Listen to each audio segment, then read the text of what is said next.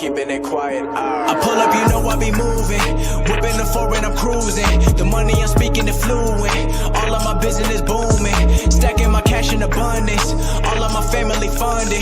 Finally got what I wanted. Life is amazing, I love it. Everyone know that I run it. Yeah, look at me now, I came up. I've been thinking back then when I almost gave up on the game, cause I never got it my way. Never got my mama whip on the driveway. I've been making all hits on a Friday. Back then I was getting like no plays. I'm never gonna change, no Kanye. Gotta get a Lambo like Green Bay. I made a lot, but then I gave a lot, and now I had enough. But I've been keeping up, and now I pay the price to what I'm dreaming of. I had to sacrifice, and now I see the love. Everything beautiful. Lucky I never got trapped in a cubicle. If I did it, then you can do it too. Just follow my moves. I pull up, you know I be moving. Whipping the foreign, I'm cruising. The money I'm speaking is fluent. All of my business booming. Stacking my cash in abundance. All of my family funded. Finally got what I wanted. Life is amazing, I love it. Everyone know that I run it. Yeah, my family home for the holidays. I'm in the studio cooking up music, cause I know I never got time to waste. This is a decision I gotta make. Made it here, I can't stop now. Had to make what I got now. This a life I chose, seen the highs and lows. I've been getting what I want now. Middle finger to the middleman. Fuck what you posting on Instagram. Never been part of the fake shit. Everyone rapping, I swear that I hate it. Yeah, all of them wanna be famous. Give them a week and they fading. You buying a chain, I'm buying a crib, cause we not the same. I pull up, you know I be moving. Whipping the foreign, I'm cruising. The money I'm speaking is fluent. All of my business booming. Stacking my cash in abundance. All of my family funded. Finally got what I wanted. Life is amazing, I love it. Everyone know that I run it, yeah.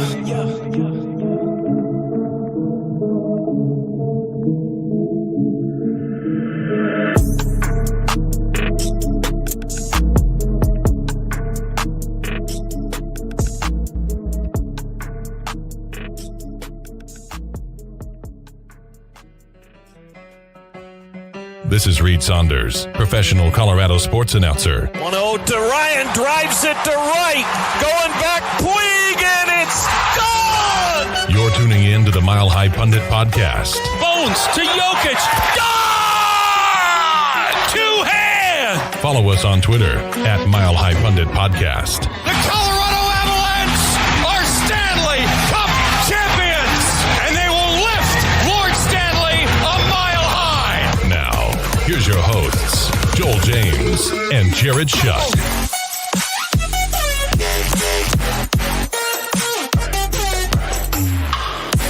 4-1. That's your final tonight. As we welcome you into another episode of MHP. Joel with the center shades on. 2 for 2 tonight, buddy. 2 for 2. Yes, sir. 2 for 2. I'll take it. Avs and Nugs both showing out today. Firstly, It's back again. Go figure. oh, ASMR for y'all. But yeah, coincidentally, man, I guess all it took for this Avs team to get back on track was us to just kind of scream into the ether and the void and just kind of will it to happen for him, I guess. Shit. God, dude. I mean, it's pretty nice. 4-game heater, right? Is that 4 in a row now? Yeah, because they got it done against the Ottawas of the world. Mm-hmm. When we last casted, and we're like, well, can they do it against, better competition? And you go on the road against Calgary, a team that you struggled with the first time you met, and you handled them 4-1. Mikko had a fantastic night, by the way, surpassing and getting to 30. He had an absolute fucking stunner of a night. First guy in said this would happen, back to scaring the shit out of the league again. # go Avs go. Hey, if you've listened to anything that we've talked about, we've been saying the same shit. I mean, this is the team that should be playing regardless of injuries. I mean, this is very, very straightforward. If they don't, even with injuries, they need to be playing like this. And we were talking about, Joel and I were watching the game live together for the third period, and Andre, what space are you going to make for Andreas Englund? Yeah. You have to make space at this point. He can't be a 7D. Yeah, I mean, it's nice to see them do that. And then this Canucks team, they hadn't beaten all year. So it Right. was nice to see him get a win against them finally tonight. But yeah, to my point last episode, I think Bleed had about 2 minutes of ice time tonight in a 4-1 win. You were just so happy you didn't see him on the ice. I was like, happy. no, third period. I was like, holy shit, he's out there in Canada. It's happening. You were just so happy, man. Uh, You can see it across the bottom of the ticker now. We have all of the stats loaded in from the game tonight. Finally, we're making this look a little bit more a little bit more respectable of a stream for once. Took us long enough, but that's kind of the price you get when you get two guys with us. 6 minutes in, Joel. Let's go and get in the open. What are you drinking tonight? So I've got another beauty from Pikes Peak Brewing Company, Elephant Rock. It's IPA. Super good. It's one of those that's about 7-8%. A real smooth, though. I like those smooth finishes. What about you, brother? How you doing down in Texas? Oh, it was a bombing 60 degrees today. Dude, jealous. It was kind of cold. Shorts weather, so it doesn't matter. My car still has snow on it. And we're getting more snow. It's still shorts weather for us down here, man. I mean, actually went to Lululemon and bought some more shorts. So I texted Tyson's as the first pair of Lululemon shorts I've ever bought. So Tyson converted me, unfortunately. But going back to my alcohol selection, whiskey and Coke tonight. There you go. Much needed after a dub. 2 dubs. Yeah, 2 dubs. So before we get into the Colorado ticker at the bottom, because obviously that's 90% of what this channel is known for. But if you thought we were just an Avalanche and hockey podcast, you are fucking wrong. Wrongo. Oh, dude, Nuggets. Oh my! I watched that game last night on ESPN. I didn't like, and you know me. I've never been a huge basketball person. I was fucking glued. I was glued to my fucking phone and my TV, and it says a lot when you're still the number one team in clutch time. You are. And another really interesting stat that ESPN brought up, the Nuggets have not lost when Nikola Jokic drops a triple-double. Yep. Still. They're like, it's like a good 13, 14-0 now, something like that, 15, 16 now with the last couple that he's rattled off, man. It's getting ridiculous at this point. The Nuggets, and it's kind of funny, Jared never was really, that into them when we first started this podcast a couple of years back now. COVID. It was during COVID. Yeah. But I was like, hey, man, like, we got to give Jokic his flowers and watch him because we're blessed as it is to have him here in Denver. And the dude went off and won, back-to-back MVPs, and he's continuing to somehow elevate on just based on that, which is insane to me. His efficiency's gone up this year because he's not taking as many shots. He's not having to be that guy every single possession. And it's just, man, Jared, it feels good right now, bro. Like, again, this is what should have been happening a couple years back type thing for Denver. As soon as they traded for AG, dude, since then they've just rocketed off. Like, this year especially, I mean, best home record in the league. You've got just the efficiency and the mentality of this team right now, man, is we will not lose games. Like, we will not drop games right now. Right. I mean, it's amazing to watch them just roll down crunch time and just see them essentially just go into beast mode. I mean, Murray's 3 was just absolutely disgusting. And the way he just kind of fucking bunny hopped it inside the line too. He knew he fucking drained it. Yeah. That was just so great to watch. Like, he's back after, man, he has just had a resurgent season. And he follows that up tonight, Jared, with a triple-double. His first career triple-double. And it comes against one of the two teams that Jokic has failed to get a triple-double against in his whole career. In Indiana, oddly enough. Right. Uh, I mean, I'm gonna have to go to Stat Muse and figure out who he does not have a triple double against. it's only one other team. Really? And I bet you, I bet that they're from the East. I don't know They if you gotta could be. guess it, if you want to guess.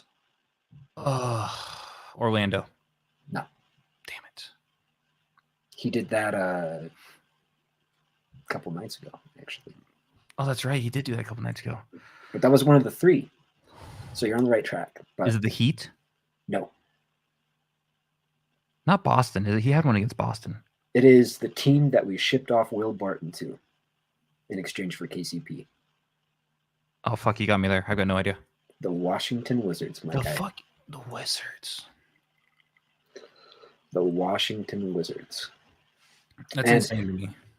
Like, so first you get this team winning without Jokic on the road against a Clippers team, which turns out the Clippers might not be very good this year.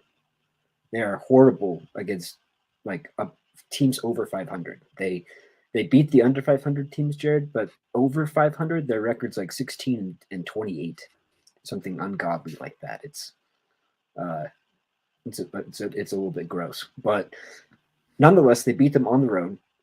And then tonight at home, without the big fella again, you managed to get your second win. Now you're 4-2 without the big fella on the year. So this team, it's just a mentality, man. Like they're connected. They're all the way connected. I mean, Bruce Brown has said it himself. Like that's the best locker room he's been a part of throughout his entire career.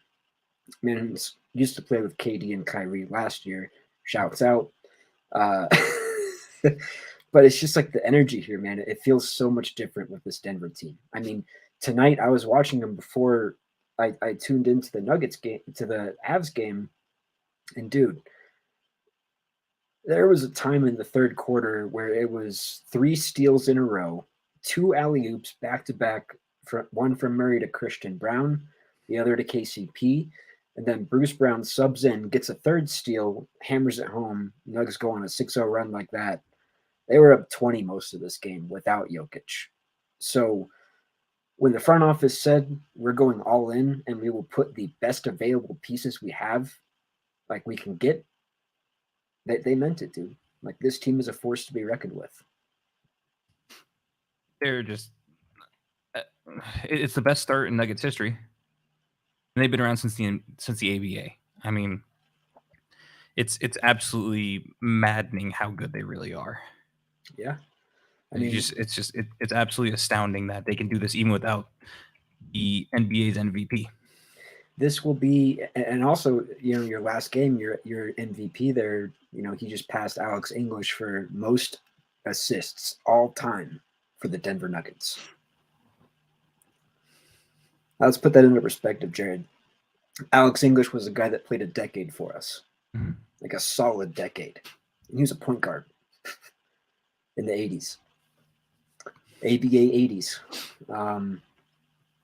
And dude, it's just astounding to me that a second round, 42nd pick, 41st or 42nd, one of the two, he was able to eclipse that in just under 6 seasons. We put it on the Twitter. How this man was drafted over a Taco Bell quesarito commercial is fucking stupid. It is hilarious to look back at it, dude. Like, can you imagine, like, just for a second, we're in a different timeline and the franchise trades Jokic instead of Nurk, and we're stuck with Nurk. Jesus. Like, that's a brutal timeline, bro. Like, sucks for the Nuggets fans in that timeline. Right. But we're in this one. Like, dude. And He Joel, rode at the the bottom bench. of the screen too. We actually have the NBA ticker at the bottom now too. Oh, very nice. I like that. Super, super clutch by you there, Mr. Shuck. I put a lot of effort in sometimes. You guys should have seen the OG days of this show, man. But pre-StreamYard and pre all this cool shit we do now. Oh man, there was a lot of long nights. Oh yeah. But we also would just rant because we were so. That second round loss to Vegas, dude. I think we went off for at least 2.5 hours. Like I don't even want to think I don't about know. that episode. But like, man, I don't know. I feel like Jokic's mentality is just seeping into this team. There was a recent video that I retweeted, and it's Jokic's reaction versus his game-winning shots and when he assists for his teammates. And it's a dude who is stone cold during his game winners. He's got 7 of them, leads the NBA over like an insane amount of combined people like Steph, LeBron, Luka. It's a crazy number morphed together. He's got more than all of them past couple of years. And it's insane to see the amount of game-winning assists he also has and his reaction to him getting his teammates a bucket versus him doing it himself. And I think that's what we're dealing with here, man. We're dealing with an all-timer here in Denver. And it'll be, a couple of years, there'll be a team of history to look back on.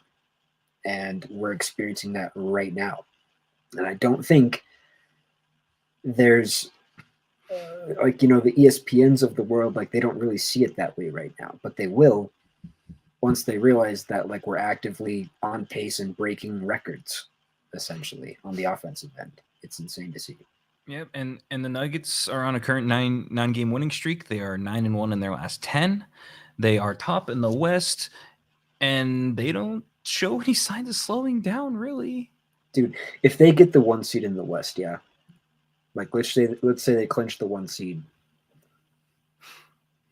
That 1 seed's going to be important this year because we've won our last 16 at home against genuinely good teams too. It's not just been like Memphis's run where they've rattled off wins against the bottom third of the league. Like, and you got OKC coming into town on Sunday, so that's going to be a good game. I mean, that OKC team is much improved, Jared. They've beaten some good teams as of late, including that Boston team that we handled. So, right, and I mean it's in the last few matchups, even dating back to the start of the season, Nuggets are 3-0 in those matchups against the Thunder. So, and they've all been decently close games. There's one game that was a 12-point spread, but the other two were 5-point games. So one of them went to OT, and I mean they're currently riding a 4-game win streak against OKC as well. So thank you, Google, for that. There you go. You say fuck and you do it live pretty much all the goddamn time. So, dude, can we just say I love Bruce Brown, bro. Bruce Brown is not talked about enough, I feel like. Yeah, I mean, you can see it on the bottom. He got included on the bottom of the ticker. Bruce Brown, 17 points, 5 assists, 4 boards in 26-48 of time on the court. So he had a litany of steals tonight too. A litany of just really good defensive plays. Like, thinking back to like past Nuggets, Jared. Like, who does he kind of remind you of, sort of? I feel like I'm gonna get shit for this, but Andre Iguodala. Okay. Kind of a fire starter off the bench, and when he gets his chance to shine, he fucking shines. I can see that. I would say, like, for me, he's a mix between Gary Harris because of his on-ball defense and Fareed because of just how he's thrown down some monster dunks this year. I mean, the Nuggets, I think they have the second most dunks in the league. Last I checked, Aaron Gordon had about 100 plus. It was second to only Giannis, which was insane to me. Damn. But dude, like, think about that for a second. Like, you run a lineup like that, you've got Jokic and you've got Gordon, the dude who is basically leading the league in dunks and the dude who shoots the best from that spot. Like, what are you going to do? You can't do much. And then you surround those guys like just insane. This month, dude, Nuggets 3-point percentage, they've got guys shooting over 40, 44, 45% for the month. KCP, MPJ, Jamal Murray, Bones Highland took a little bit of slump, but he's still at like 40-ish% because he went 1 for 2 tonight before going out with some sort of finger injury. But you were able to handle this Pacers team without Bones Highland, your sixth man, and Jokic tonight, which, dude, they lock up that 1 seed. Watch out. Like they're going to make some noise this year. Yeah. And this is what you expected from that team too. They expect them to make a lot of noise. Let's jump over to the Avs, but before I do, I want to recap something from the previous show. Yeah. Right at the end of the show, Sierra came in, let us know that there was a gentleman outside who the cops were being called and everything else. So I want to make sure we have a conclusion to that story. So after we close stream, I go outside and I go stand outside for a little while. And poor Sadie is just like begging to go outside too and just watch the festivities. I wouldn't let her outside. Well, it turns out a homeboy down there had a warrant. So he ended up getting taken away that night. I'm not sure if the car got towed. Car wasn't there in the morning. So, but yeah, it was just a weird situation. I just remember Sarah was like, "Oh yeah, no, someone's getting arrested." I was like, "What the fuck?" And sure as shit, there it was. Just like right below you guys, or what? Yeah, literally like right below our balcony. So we're up on the 5th floor, which is the top floor, and we're looking right down on it. I'm like, "Ooh, this is fun." Like money. It was fake. It was fake money they were throwing around. I think it was for like a music video for this, or it was like something for a SoundCloud. I don't know what it was. Some sort of SoundCloud gig. Yeah, something weird like that. So, but let's go ahead and swap over. Let's jump over into the Avs talk. So I want to put this out there. MHP comes back and the Avs start playing better. Coincidence? I think not. Hey, yo. There's just no way. And it's telling me a lot when now you've got 4 straight games going up 3-0 and you're able to hold on. And it wasn't so much Colorado held on, it was that they still dominated play. I mean, I haven't had a chance to go look at NST or anything yet to pull NST's stuff, which yeah, I'm sure that'll get added to the ticker at some point. All I can say is like the 2 goals that were scored against them, man. Like they're pretty goals. It was 1. Well, last 2 games. Oh yeah, with Toffoli's just absolute heater of a snipe, and then Elias Pettersson's goal tonight. Like those are just really skillful goals that happen in this league. But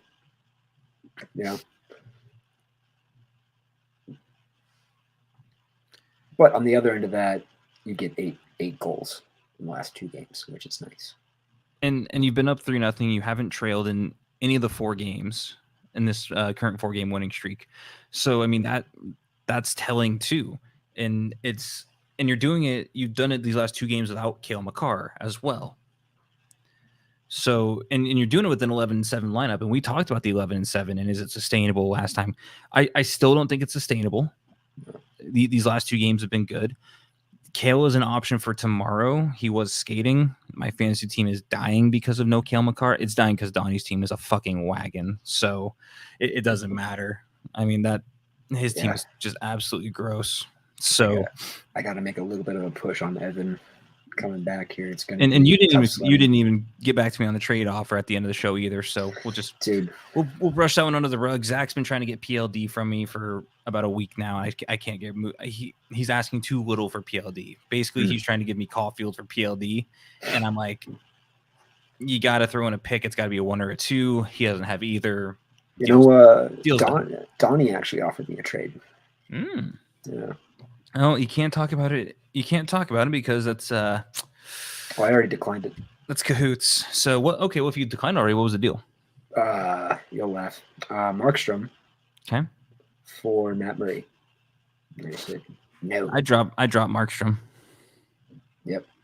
I think he picked him up because he's like, oh, it's Markstrom, but then he realized that like Markstrom's Markstrom. Markstrom's been shit all year. So,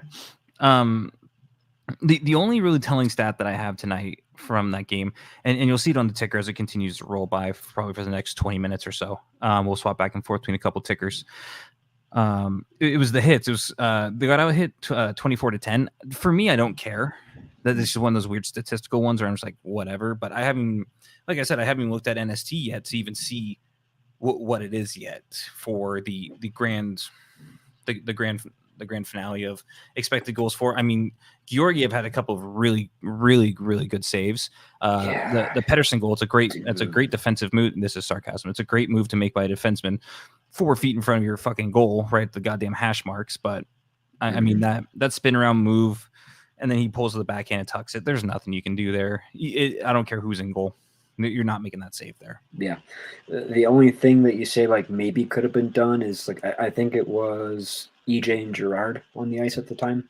I couldn't tell you.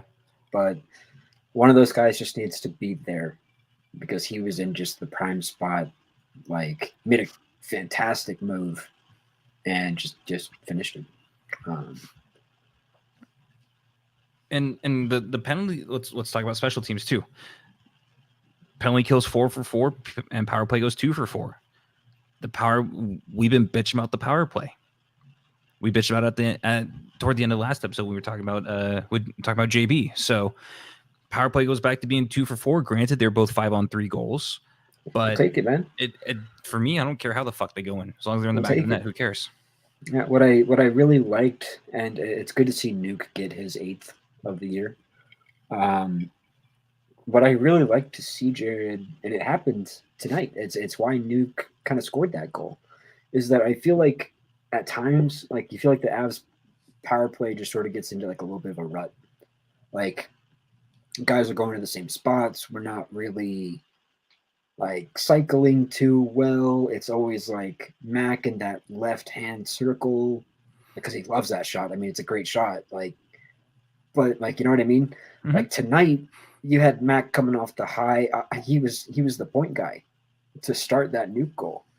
He fires it from up top and kind of redirects the angle of attack, which was really cool to see tonight. Like, it's good to see him do something different on the power play and get results, is what I'm saying. And then, dude, Nico, man, I don't know what Vancouver was thinking, bro. But like, oh yeah, let's just leave a 31, guy who scored 31 on the season. We'll leave him just by himself baseline against Connor Delia. And dude, he booped it right off him. Like, it was fantastic. One of those it's not a recipe for success, and it never will be. Unfortunately, I'll take it. I mean, it's just it's so.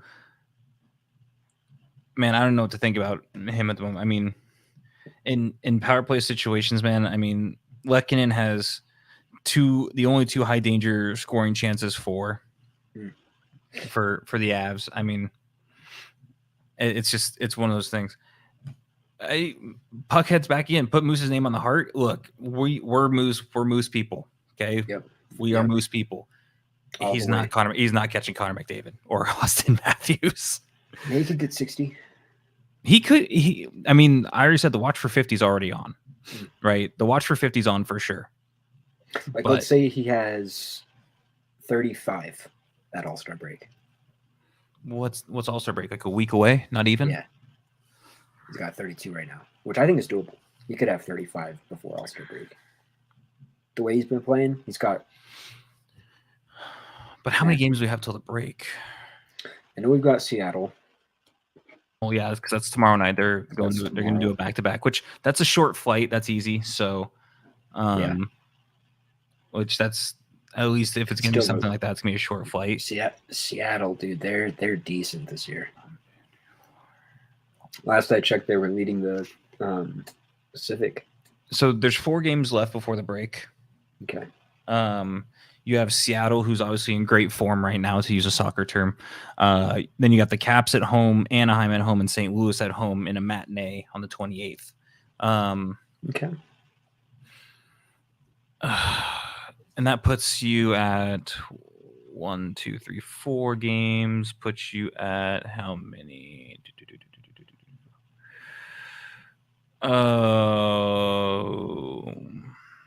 And you go to standings. 4 games puts you at 48 games, so you've got 34 left. He's got 35 goals with 34 to play. He's got to get 15. He can get 50, 60. You have to go on a goal per game pace. Yeah. I think 50 is easily obtainable. I think he'll be Colorado's first 50 goal scorer in Quite some time. since Sakic, I believe, Yeah. was actually the last 50 goal scorer. So, I mean, maybe it happens, but hey, Moose is loose again, Evan. Hey, what's up, Evan? I'm actually going to use that news right now, so let's see. To Evan's point there, they do look a lot just like something mentally has just kind of clicked for them, and they're back to playing good old-fashioned Avs hockey. But yeah, man, I don't know. Taves just looked a lot better too recently.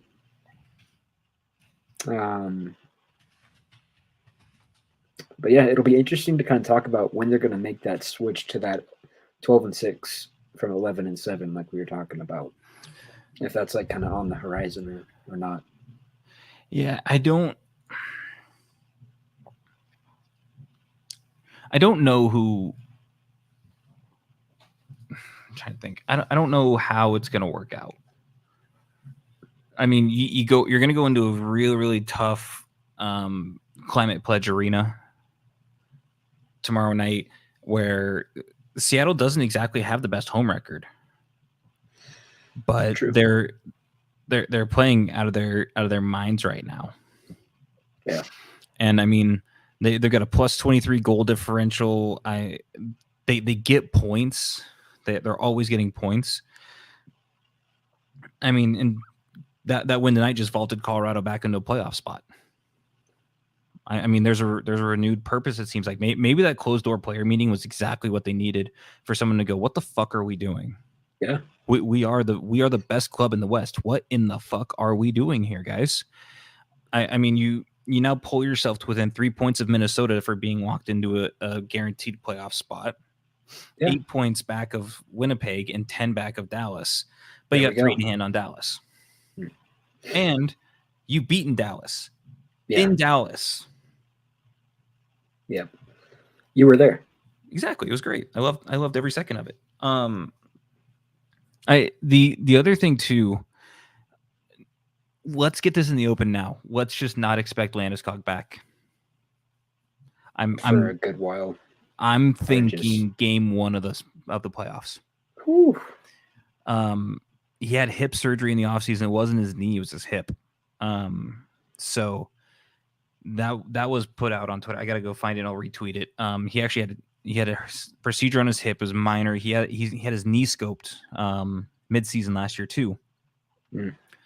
So I do remember that. He's still rehabbing that. I guess he had a hip thing going on too. I can't really decipher what the fuck's going on there, but I mean, because he's not even going to skate until after the break, right? Yeah. So, and if he doesn't skate till after the break, you probably need about a month and a half of him just skating on his own. Another week or so of, maybe half participation, not being hit, just getting in the full speed with the team, and then a few days of being hit and seeing how it feels. And that's assuming no setbacks. You're looking at the best mid-March, end of March. Byram might be a little bit closer though. He was skating in just a regular jersey at practice today. Yeah. Kale was. Manson was in a red. Okay. Per Brendan Vaught. Manson was in a red. Kale was skating in a normal.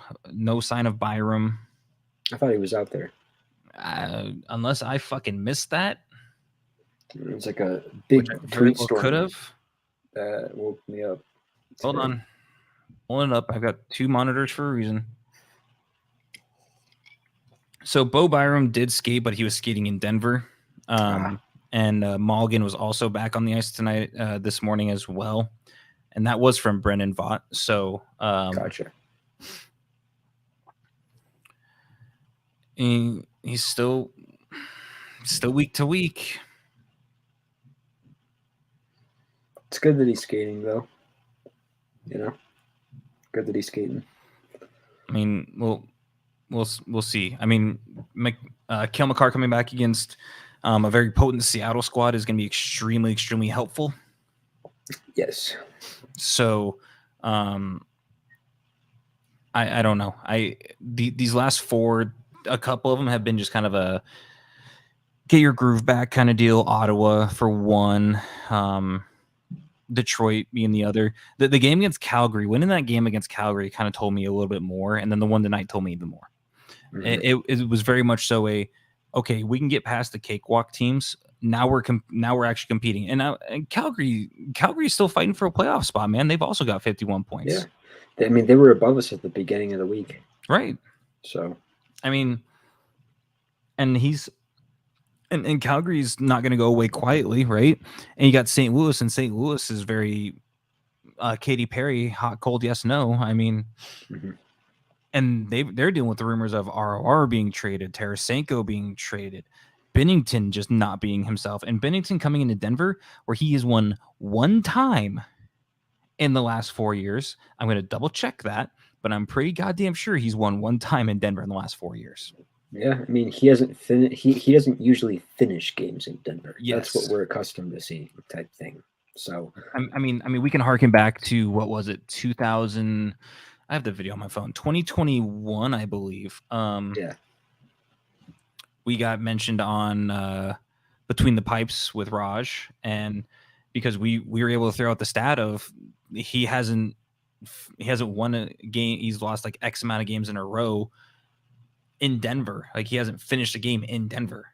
Yeah. And I mean, take out the playoff games, right? Exclude Stanley Cup playoffs where he plays the entire game. Mhm. I'm pretty goddamn sure he hasn't won in Denver in a very long time. Dude, a lot like, and for the longest time too, it was like when the Blues were in Denver and Binnington was starting, it was like you could count on that dude being gone by the second period. Like we had his number for a decent while there.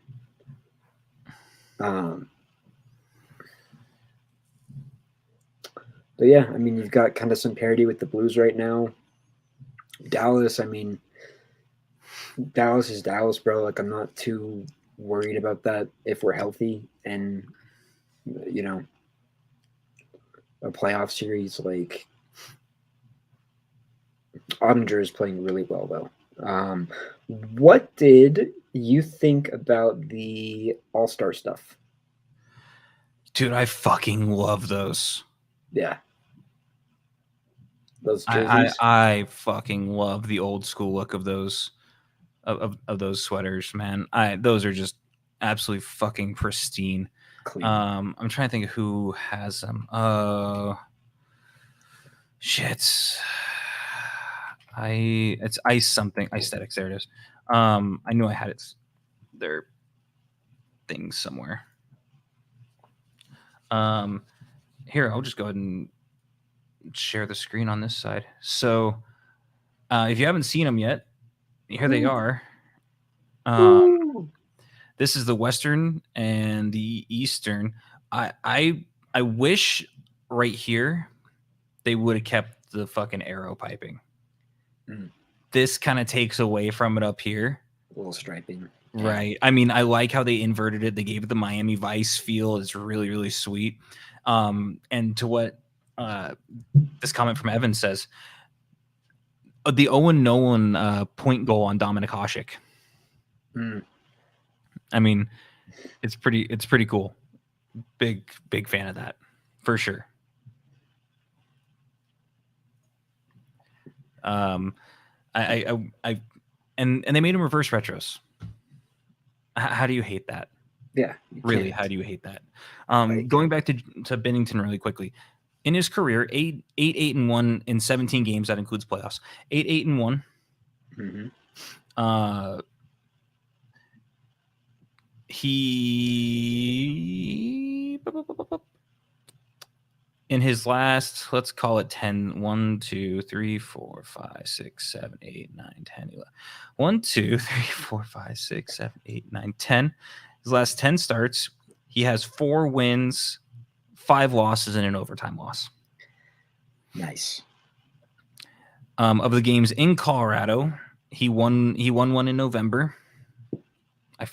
This year? Yeah, this year. I seem to forget about that game. I do remember that game. 3-2. Because that was a desperate Blues team. Like, I don't think y'all understand. They started this season off horribly. Like, just they needed a win, and they got their win. It was like their Super Bowl, kind of. Their Stanley Cup final. What was that night? Right. I mean, and these are actually all regular season games. So he had a little bit of a stretch of where he won games against. No, this isn't regular season. What the fuck? That's playoffs. Yeah, I don't know what the fuck is going on here. That's crazy. Oh well. Yeah, he hasn't had that great of games against Colorado, especially in the most recent future, or in the most recent past. Recent future? What the fuck am I talking about? We usually have his number. Yeah.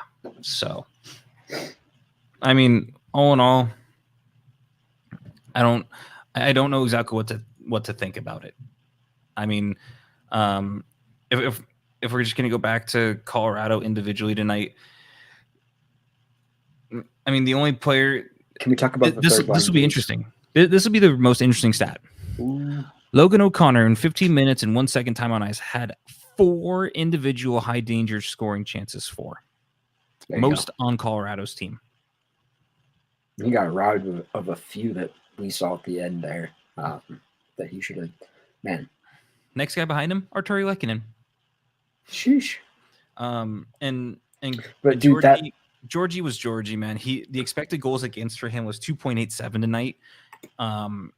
High danger saves, 8 and 1 goal against, 6 medium danger and 12 low danger.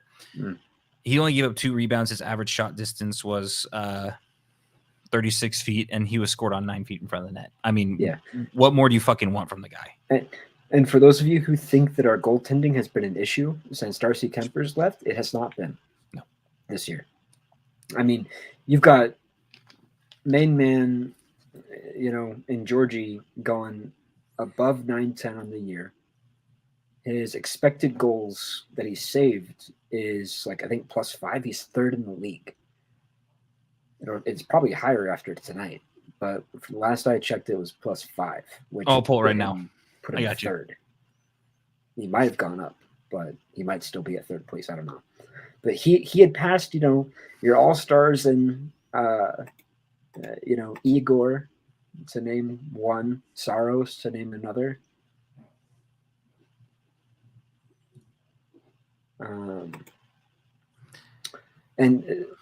Dude, like Frankie too, man. He's also above a 910 for the season.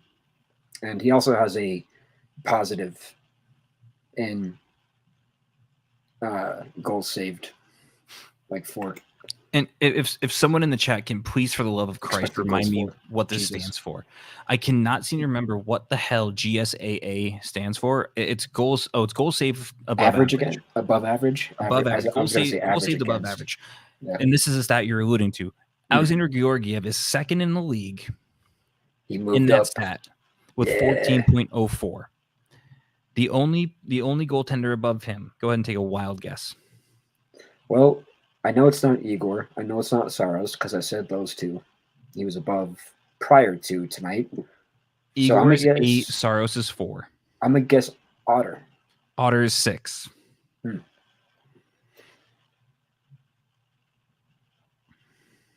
Linus Omark. Omark is the goaltender. Man. 17.07. He's having such a year.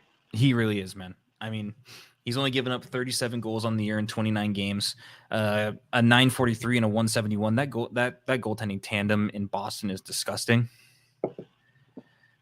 His average goal distance is 23 feet. Georgie's is 21. Yeah. By the way, Frankie coming in at 15th. Hey, he's a positive. Yep. And Georgiev, by the way, this is all strengths, 5-on-5 power play. It doesn't fucking matter. Yeah. I think the only thing where it takes a dip is our PK, which is kind of to be expected. But. Well, let's just go ahead and see. Penalty kill. I mean, thank I mean, God as for of late. natural stat trick. Yeah.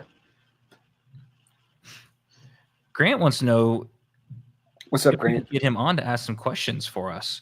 Grant, I'll log into your Discord. I will drop you the link in Discord right now. Yes, sir. Since we've been missing our reporter from the hockey league, Trent Krim live. Trent Krim. Trent Krim after dark. Yeah, we're gonna get some TK after dark. We'll see if he's all dappered up and all. Hey, I am wearing this J again. Oh, you're broke back it to out. You're back to the RRJ. Oh boy. I broke it out from last year because of the good vibes. So Let me see. Where Maybe is that our helped a little goaltender bit. here? Georgiev on the PK is a minus 384 GSAA, and he's 77th in the league. So I mean, it hurts him. It hurts him bad. And we have a special guest, the one and only Trent Krim. Hello, Trent Krim. everybody. Trent Krim Trent. here. It's been a little while. First off, Trent, how you doing, a man? very happy birthday to you. Happy Thanks. birthday, brother. Appreciate it. And we have our esteemed reporter from the He's in the field, ladies and gentlemen. He's out in the field. Well, we're in the car right now. We're trying to get back to our apartment so we can actually talk about this. Okay. It looks Awesome. like you had some questions, so we'll go ahead and open the floor to you. So I got a question for you, right? I'm pretty sure you've already talked about the All-Star game, but three Avalanche players all going to it. Do you really think, because addressing to the non-Avalanche fans, right? Do you think McKinnon deserves to be there, or do you think someone else deserved it more? Personally, I know McKinnon has been point per game. He's been on fire when he's on the ice, but he gets injured, But a lot of people would look at it and say, you have guys who've been playing 40 games when McKinnon's, I think, played how many? Like maybe 30 max, He's So what do missed you some guys time. think about that? He's missed some time, Trent, to your point for sure. In my opinion, dude, like I was surprised Kale was our regular all-star. Like I thought that was gonna be Mikko. I was surprised that we had to band together to vote Mikko Rantanen, the dude who now has 32 tucks on the year, in to the All-Star game. I mean, the dude's playing at like a breakneck pace right now. Like his past 3 years, I think he joins McKinnon and Sakic in a pretty elite club, which is just like points wise, he's getting it done, and not enough is being like. I was surprised we had to vote him in just as is. And when I woke up and saw that we had 3, I was genuinely surprised, bro. I really was. Especially considering kind of the parity of it, because the Avs right now, they're not like, they're not the best team in the West right now. Mm-hmm. I will say I'm not that surprised. Yeah. For the sole fact of Nathan McKinnon in his 33 games, which again less than 40, 51 points in 33 games. It's unbelievable, isn't it? The dude is absolutely insane. He's averaging 1.55 points per game, and that's with him only getting a point tonight. Wow. So, I mean, he's still absolutely on fire. He's responsible for 165 scoring chances for 49 high danger chances for 9 rush attempts. I mean, I can go on and on and on and on because natural stat trick's right in front of me. But I mean, between him, Mikko, I know EK 49 got in, which is absolutely deserved for him. I don't know of anybody else in the Central who really could have gone. I mean, Jason Robertson, I think, went for Dallas. And I mean, it's a hard sell for really anybody else for me to go, yeah, this guy probably deserved it over Moose or we had the graphic. They had the graphic this morning. It was Hellebuck, the guy who was voted in for the Central. Yeah, Hellebuck was voted in. Yeah, and that kind of makes sense. I mean, yeah, but yeah. honestly, should they reformat it, Trent? Like, is that something that should happen here? Like, do you think they should change just because we had this conversation last year as Avs fans? Mhm. It was insane to have to vote in Nazem Kadri after the year that he had last year, especially it never having been. Mhm. So I can kind of feel, where you're coming from. Our sister podcast, the Surge Cast, a bunch of Canes guys over there, a bunch of Canes fans, but they're kind of upset about Nate just not making it. And I think I was he about to had, bring that up, man. I don't know how Nate just doesn't get in. I mean, he had like Ooh, 41 and 45 games. Yeah, like that's a breakneck pace for him. Like he's literally having a career year, I think. all right. Before Bailey hears this and ridicules me, I'm gonna say something very controversial here, right? Ooh, we love it. MHP after dark. Man, the Canes. The Canes are a team where you don't look at them as all-stars, you look at them as a collective group of stars, in my opinion. They're not.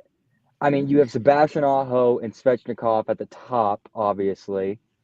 However, do I think Panarin and Fox was the other one who got voted in, right?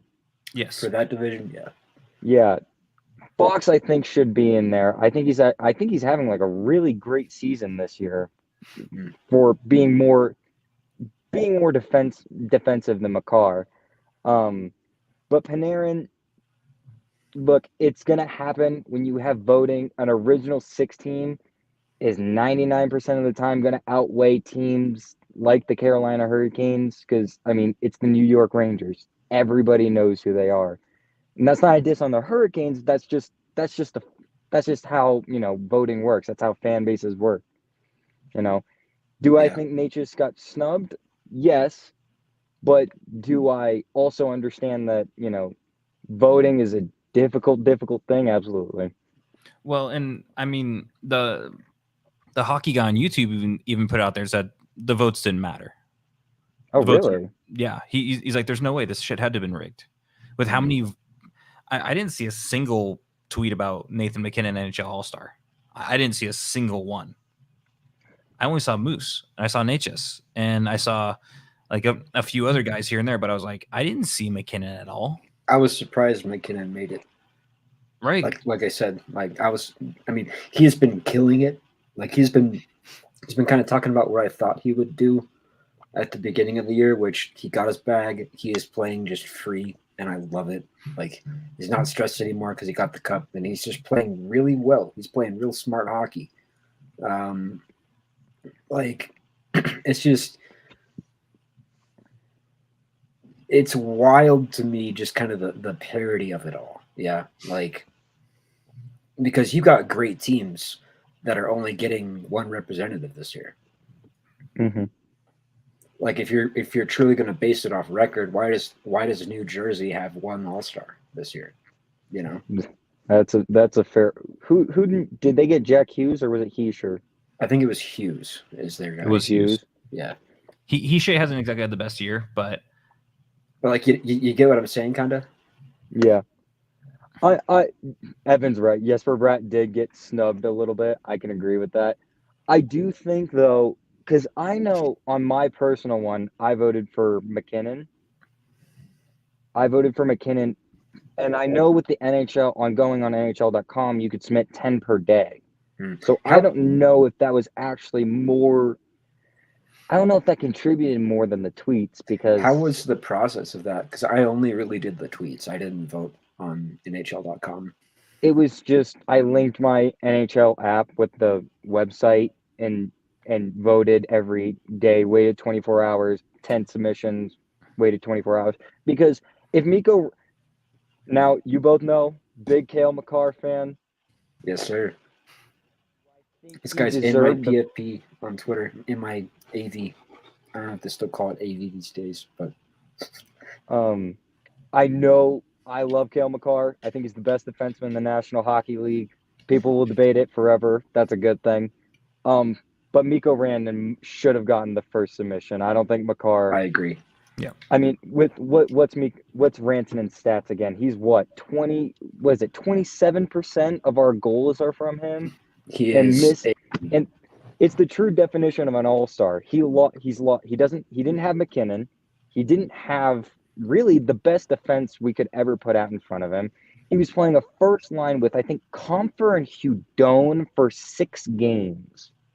I mean, if that's not an all-star right there. Yeah.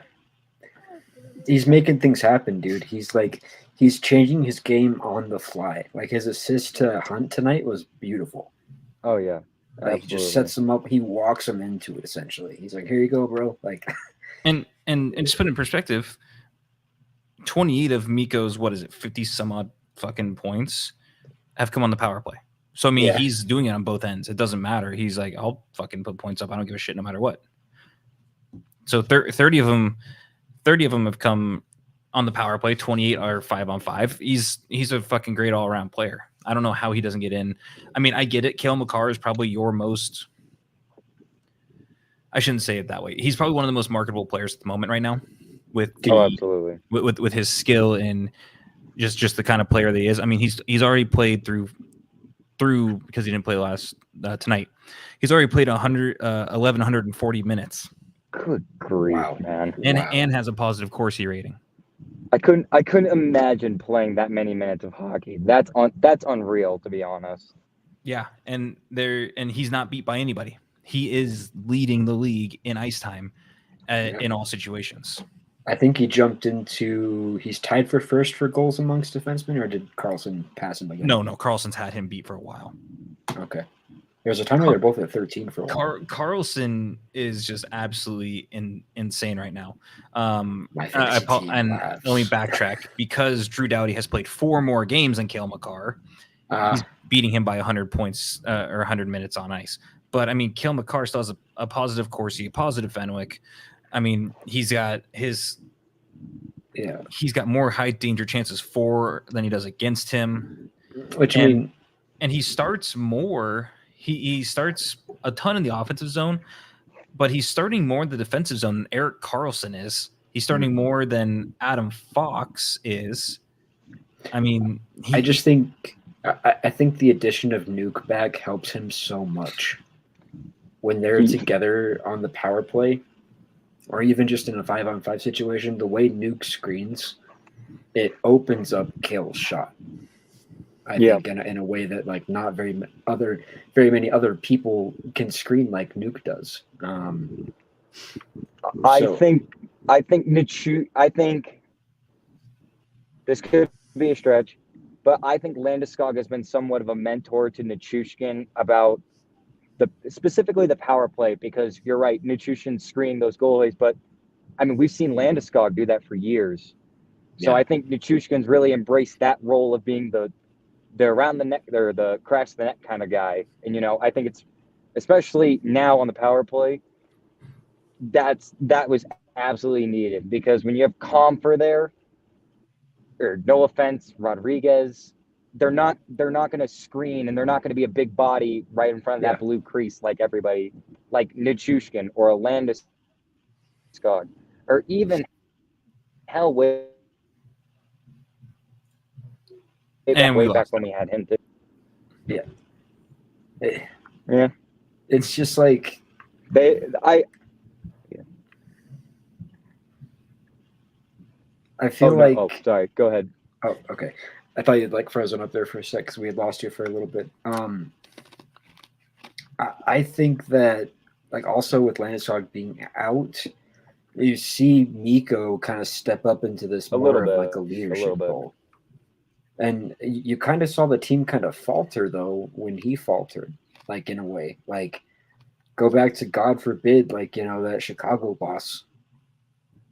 And I'm not going to say, like, that was definitely a slash. Like, that was a high stick. Like, definitely should have been, you get that call usually. But you can't just be, like, barking at the official when your team's under duress like that. Like, you can't just be – and I think he realized that. Past 4 games now, he's kind of stepped it back up. Against Calgary, he played really well. Tonight, he played really well. I mean, you're seeing him kind of be more of like a vocal leader too, in my opinion, with the absence of Landy this year.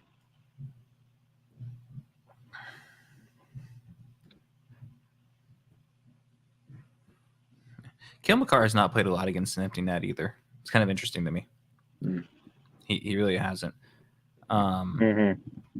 I mean, he's totally been he's just not agree. really much there, Matthews and Pasta having to get. Yeah. Trent, I'm gonna need you to figure out your goddamn Wi-Fi issues. I know you're in the car. We're gonna kick you from the stream because your lagginess is giving me an absolute migraine. So, Trent, we appreciate you. When you get back home, if we're still alive, go ahead and jump back in. We're more than happy to have you back in. Yeah, he might fix it. He might be back, ladies and gentlemen. He might. Good to see him out in the field, Hey, though. but I want to bring this one up. So from Puckhead, real quick, and we're gonna start kind of wrapping up a little bit. I don't know how those guys had to get in by a fan vote, and quite frankly, how does Seattle not have 2 guys in? Seattle is one of the great turnaround stories. Who's Seattle's one? I'm McCann? trying to find the flipping things, man. I'm even trying to find the rosters, man. I couldn't even tell you. Hold on. I feel like that came out like weeks ago. It was Matty Bernier, according to Evan. It was Matty Bernier. Gotcha. But I mean, how do you not have more than that? Like how I don't even know who LA's guy is who got in. Like I'm just so it's got to be Fiala this year. Like I'm still trying to find.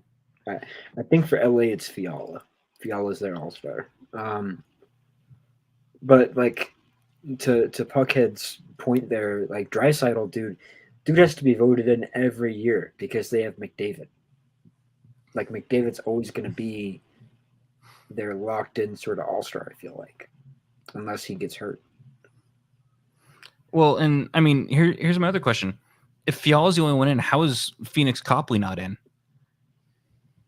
He's had a hell of a year. 14-3-0.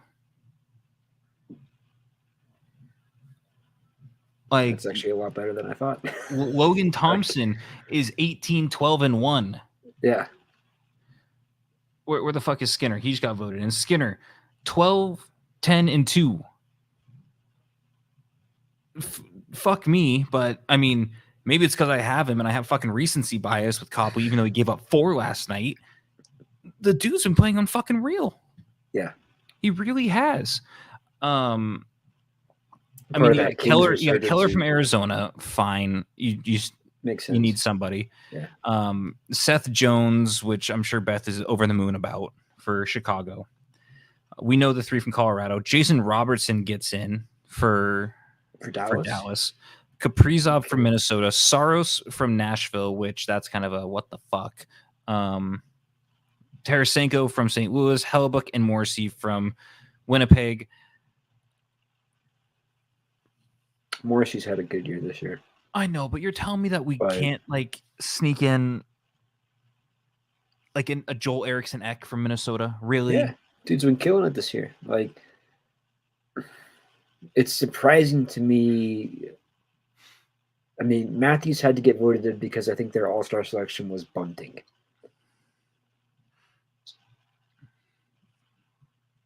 For the Leafs. Well, I mean, okay, so here's the cool part though. JB is going to be at the All-Star game because he's reigning coach of the year. Yeah. So he's going to the All-Star game too.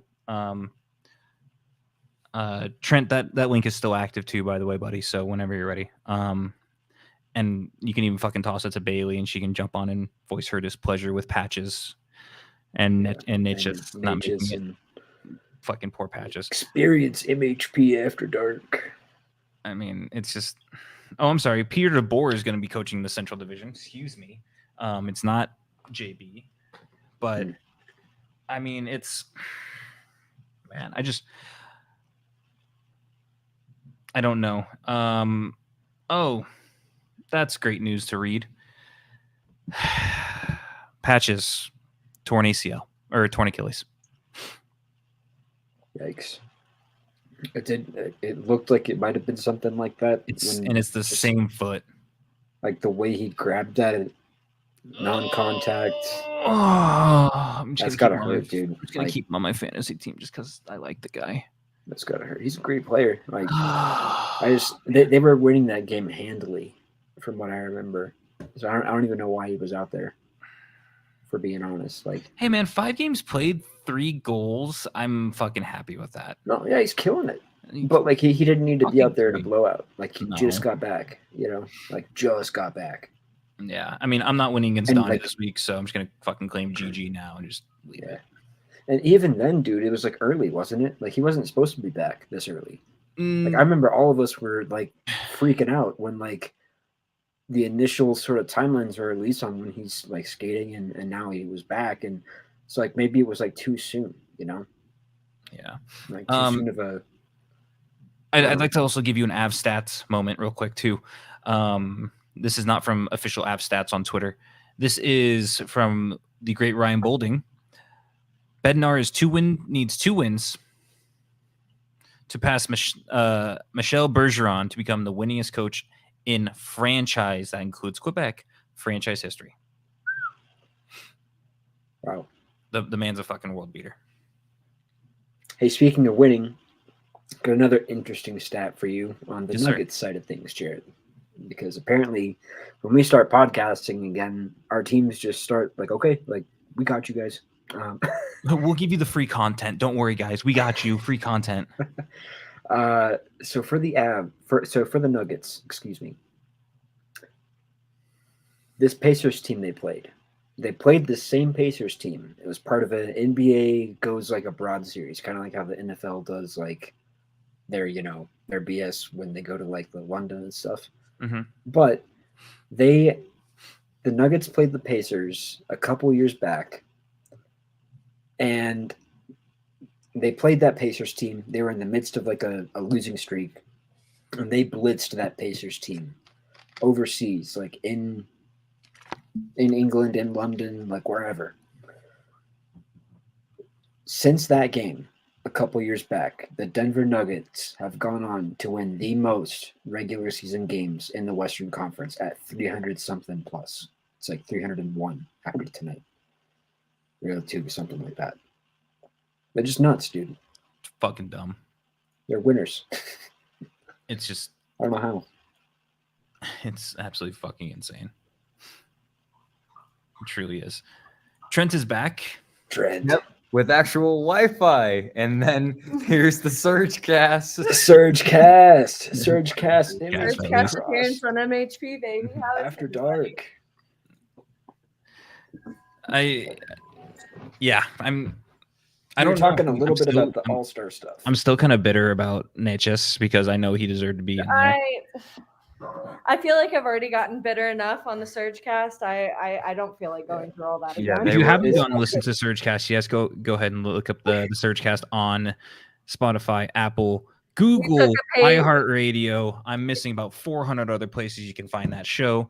Brought to you by 5 Game Sports Network. I was gonna say we took a page out of MHP's book and got a little heated. I loved it. So I was listening to it in the car today, and like you guys just kind of jumped into it. It was really nice to see. Zach was like, "Hey guys, like how's it going?" You guys were like, "Nah, like let's get into it." Like no, I was after fucking dark. pissed. I was, oh my god. Yeah, that was such a good game too, and just Pacioretty and Natchez did not make it easy. But And Patrick tore his Achilles again, and my fantasy team cries out. I was gonna say, yeah, your fantasy team's gonna be hurting from that a bit. Yeah. Still not happy about that. Yep. But You if guys you're like the looking, new if you're looking where to find if you're looking where to find Bailey, here you go. Go find Bailey and her group on Twitter and YouTube at the Surgecast. So you're gonna be able to find them there. Fantastic group. Cheap plug. Thanks, friend. You're welcome. That's free sponsorship right there. It really is. How the hell did Brant make it onto MHP before I did? I asked. Yeah, he's asked a question. He joined the live stream, asked a question, bing, bang, boom. There you go. Okay, but He when little, I little cat in the fiddle, you know. Shit. He was in the field. Yeah. The field reporting was quite good tonight. But I do have a question for the esteemed reporter Trent Krim. When are power rankings returning? Oh man. They will. I can't guarantee the weekend. I can guarantee Monday/Tuesday.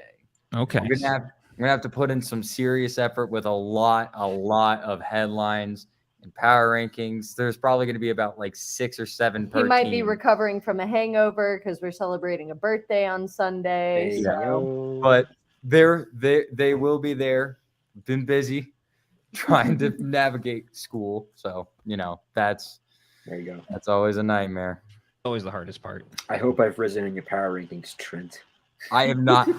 Full disclosure, I have not seen the last because Bailey barely checks her all lineup. I know is I'm not at rock bottom. Bailey so. barely checks her lineup, so I had no indication of who's in the lead, who's not in the lead. She still checks it more than Spencer.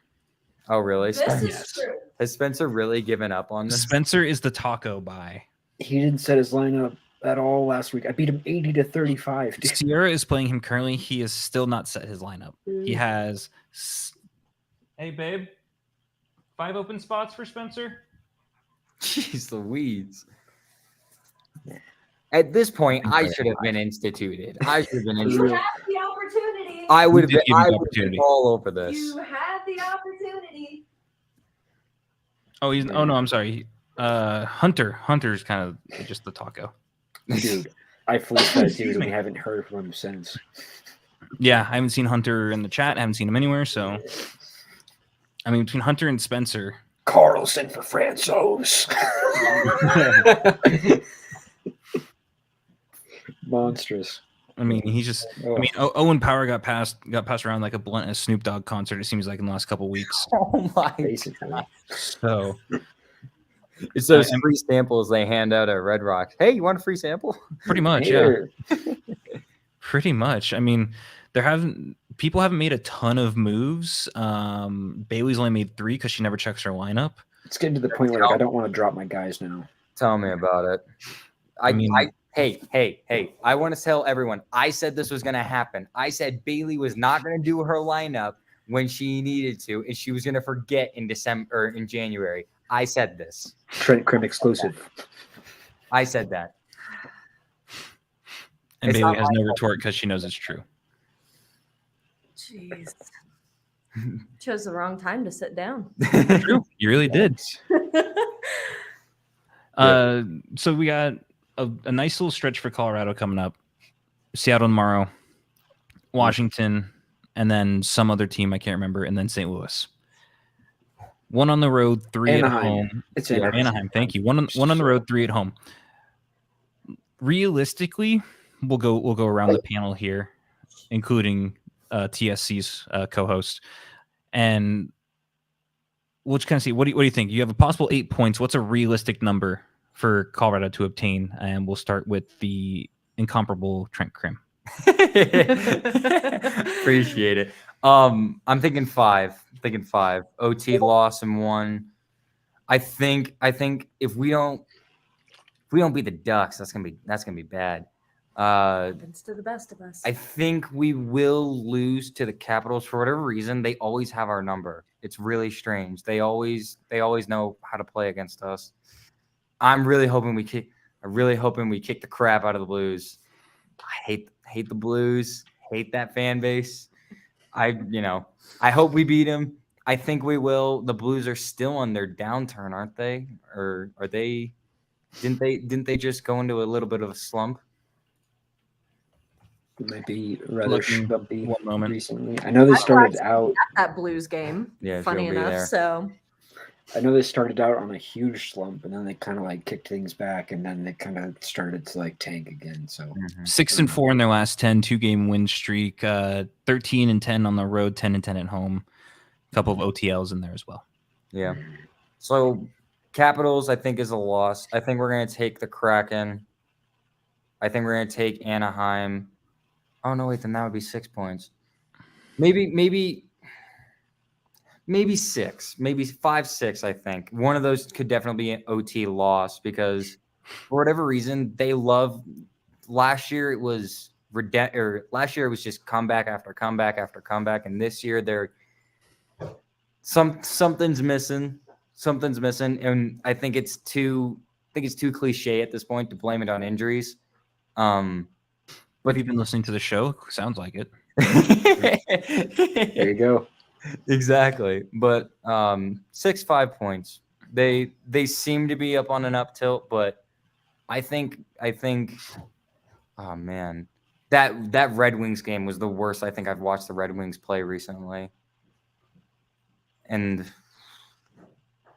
yeah, I could see them doing it. They just, for whatever reason, they're struggling to put away games or make games competitive. And then there's no middle ground. It's like they kind of start really slow and then it takes them a while to get into gear, or vice versa. Like it just, yeah, I'll agree with you on that for sure. Joel, up to you. I'm gonna have to agree with like around 6 to 7. I'd like to see him get 8, but that Seattle game is tripping me up a little bit, especially just because it is a back-to-back. But I think we might win that in OT with Makar getting back. I think he's going to do some form of wizardry like he usually does in overtimes as of late and get it done. So I think that's where my parity comes in. He'll get that extra point with the win. Have it at 6 out of 8. No lose, probably Unrealistic number either. out of Washington, Anaheim, and the Blues. Watch us lose against Anaheim, dude. Like I don't know. Just with like I could see them overlooking that game in between those two. I think one thing. Sorry, did I interrupt somebody? Oh no, you're good. Oh, I was done. I will say we have lost to the Blackhawks and we have lost to the Coyotes, the two worst teams in the league.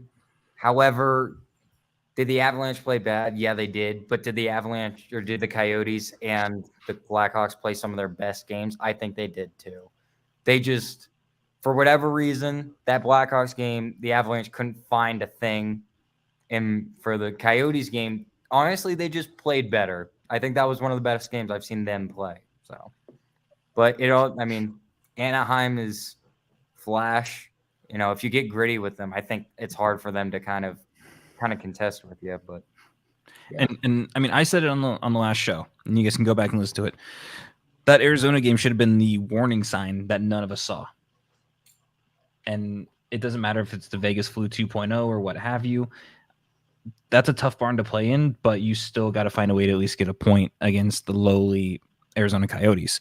And after that game, you went literally loss, shootout loss, overtime win, loss, win, and then now you're in that. Now we're back in the heater. So I don't know. Bailey, over to you. 4 points, all scrolling, 4 games, all scrolling across the bottom of the screen. If you need a recap. I go 7. That's 7 out of 8. 7 and 8, and you lose it to Washington. I don't know. Washington's a kind of throw-up team. They play a very physical game, and I think that's what's going to take it to overtime. So I speak from experience. But I'm going to go 6 of 8 just for the sole fact of I think they beat Seattle tomorrow night because you're going to Frankie tomorrow night. You possibly return Cale Makar. If not, it's a very short flight from Vancouver to Seattle. They probably won't do a morning skate tomorrow, so the legs should be pretty well rested. I don't think the Capitals are the team you need to worry about. I do believe Darcy Kemper is going to come in and try and steal the show, but I don't think that happens. The game I'm going to worry about is the trap game in that 4-game set, and that's Anaheim. That's fair. If you get 2019 prime John Gibson on the 26th, you are fucked. Yeah. You're fucked. That's yeah. I would love to agree with Hardcore Puckhead down here and say 8 of 8, but man, I think it's we've seen so much in the past where Colorado will play down to their competition. Oh yeah, and you see that a lot from top teams though too. I mean, they get, I think, cocky and overconfident, and they kind of rely too much on, oh, we're the better team. And I think it kind of does them wrong in situations in games like Anaheim. Yeah. So that's a fair statement. Plus, I mean, I brought it up last episode too with Jared. Is this Avs team? It's not the same Avs team as last year. No. Like we don't have. We've vacated 130 plus points, like from last year in Burakovsky and Kadri, and I feel like more people are now starting to realize that with this kind of losing streak that we went on. But it's more about the team. I think they have to realize it's more about we than everyone else. And, it doesn't help that you won the cup. You've got a big target on your back every night about, teams that will genuinely play their best against you. Yeah. So. And I think they kind of got caught a little lesson from that losing streak too. I feel like maybe they read some Twitter messages and saying injuries aren't an excuse to lose that badly. Yeah, because like we're kind of just like all chilling, like we're all just hanging out, just being like, hey, like it's okay, like we're fine, we're still half drunk off our cup celebrations, we'll be good. And I don't think we realize like kind of just the hole that we kind of put ourselves in, especially December to January. Mm-hmm. So I see your point, Joel. However, I think this team has gotten a lot less gritty. That losing streak, it just seemed like they just didn't want to. I don't know. I remember watching the Avalanche last year, and even when we had Landeskog out for the end of the season, even when we had Kadri out for the end of the season, I mean, players would finish checks, and I remember a couple of those games. It was just like no one wanted to finish a check on the forecheck and just bump them, like just small things like that. And it was almost weird to watch that because you were looking at it like, okay, guys, we're not top dog, we're not top 5 in the league. There's we have injuries, but it's not even they weren't finishing checks. They weren't even trying to. I mean, the penalty kill was, penalty kill, power play, both was just a nightmare. Awful. But yeah, I mean, Jared and I, it was kind of scary because we were just talking about how their power play started off really well this year, which surprised us. And ever since that power play kind of took a nosedive, they're not the best 5-on-5 team. There's no secret about it this year.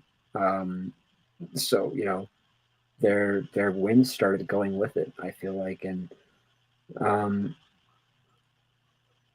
don't know. I do have to say that our third line recently has been doing really well. I mean, tonight's a perfect example of that LOC Cogs forecheck. Mm-hmm. Just, absolutely going to work like the days of old. It was great to see. So, LOC wanted it so bad tonight. He really did. Wish he could have gotten it too. Yeah. If only. But Bailey, we got to ask you, how are things looking down in Eagles land? They're after a hard loss against Ontario the other night. They came back in the second game to tie that little 2-game series they had, which was nice. Charles Hudon is a beast, man. He's got some he may not be doing all that well in his call-ups to the Avalanche, but boy, does he look on it. I want him back over everybody else. They Kalberg, give me Kalberg. Kalberg has been and I know I said this in your last episode too, in the little kind of thing you pulled up, but that would be the comment section. But yes, go ahead. The comment section. It's late. It's like you've never watched YouTube. Well, you pulled it up on the screen anyway. It just hit midnight in Colorado. I don't want to hear shit about it being late.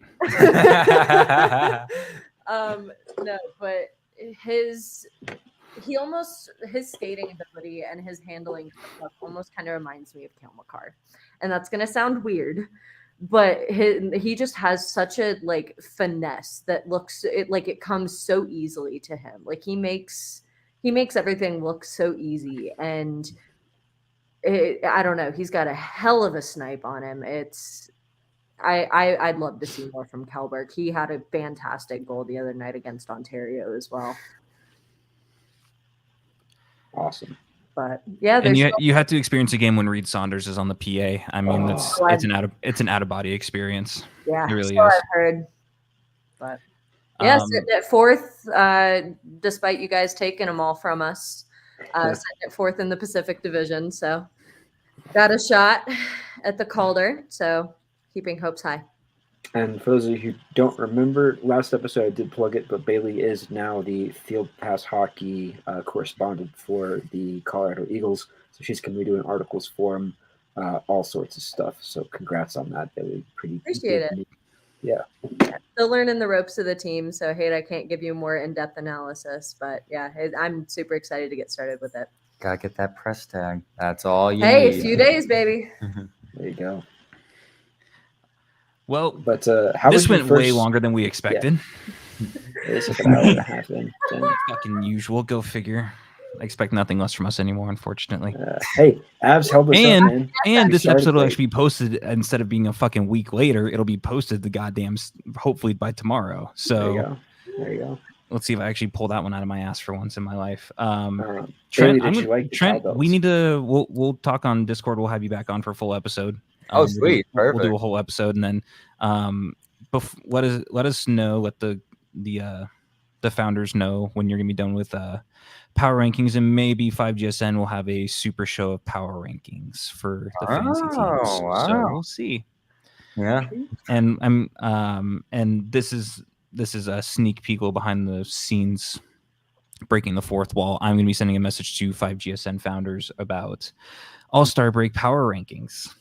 Hey, yo. And we will have a show for that as well. So we got a lot of fun stuff coming up, at least. I need insider information on who's not saying their lineups. I know she isn't, but I'm getting better. I need other information because I've been out of the loop for a while here. I'll send you a ton of information. Don't worry. Oh, perfect. Good. It's like killing he it. doesn't have Killing access it, to Trent. my phone to check anything either. But you get mad at me when I go through I your phone. do not. Okay. It sounds like there's something else brewing. We'll have a Dr. Phil episode later on too. You can find Bailey and the rest of the crew from Surgecast at the Surgecast on Twitter and on YouTube. Do you guys have a Instagram yet? Still working on that? No, sir, we do not. Right. Still working on that, clearly. Apparently, we're behind. Jeez. Yeah. I'll take that to my higher up, Mr. Zach Martin. So it takes longer to do things in North Carolina when you have the beach right there. Excuse me.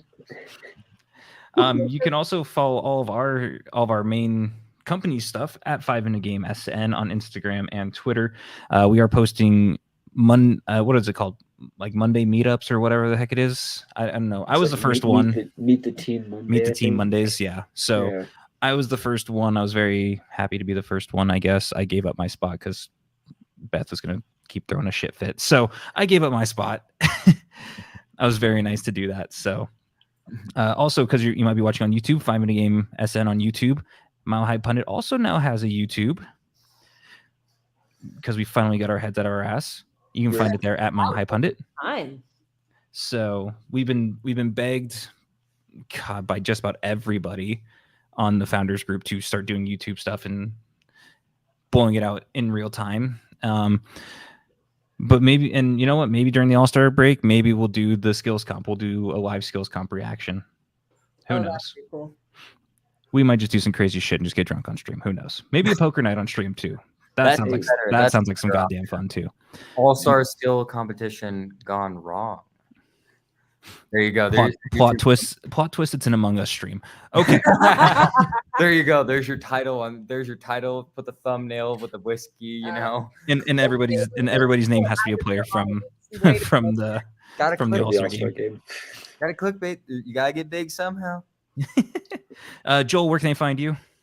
They can find me at JoelJames15 on Twitter. Also occasionally on Mile High Pundit because I do tweet sometimes from there. on Instagram, I've never actually plugged my Instagram, like my personal Instagram on here, but you can find it at holy.guacajole. That is the best Instagram. Because the OG got hacked. OG got hacked. I was like, I had that account for like 8-9 years, and it's gone. Run by some dude named Anthony now. I still DM the dude telling me him to give it back to me like most every day. But, you know, Instagram is weird with like the reporting stuff. Like I report it every day. I'm like, this dude is me, and I can prove it. Like he's trying to be me. Like, but You're too handsome. No, you're too handsome. Thank you, Grant. It's the beard. And you can always find me on at Mile High Pundit Pod on my High Pundits Twitter, because I'm just too goddamn lazy to use my own Twitter, and for work reasons I choose not to do that as well. So I will never plug my work stuff or my IG or anything like that. But you can also go follow 5 in a Game SN on Twitter, where we retweet a lot of our stuff, give some wild takes on there too, talk a lot of shit to each other because it's fun. Yep. That's what the internet's for, not the canceling stuff. Yeah, that 5PSN group chat gets a little spicy sometimes. Sometimes. We'll have to have Speaking like a of drunk. spiciness, I think Trent and Jared's Discord conversations would like to have a word. We don't talk about That those. cannot go. That cannot go. Yeah, that can Not never gonna go go public. public. If that ever goes public, we're both down for. Yeah, I'm not excelling in my career, and Jared's never going to be able to walk out of his house again. So I know to keep those for receipts in case either one of you piss me off. Cool. Always keep Basically. the receipts. I'm Gotta going to have black Bailey's phone. All right, guys. We appreciate you guys listening. We apologize it went 90 minutes tonight instead of our usual 60, but when you have a special guest jump on, sometimes you just have to roll with the punches. For the Search Cast, Bailey Curtis. For the incomparable, most hated reporter in the Fantasy Hockey League of 5GSN, Trent Krim. My co-host, Joel James. I have been Jared Shuck. We appreciate you guys for listening in, and we'll see you guys next time.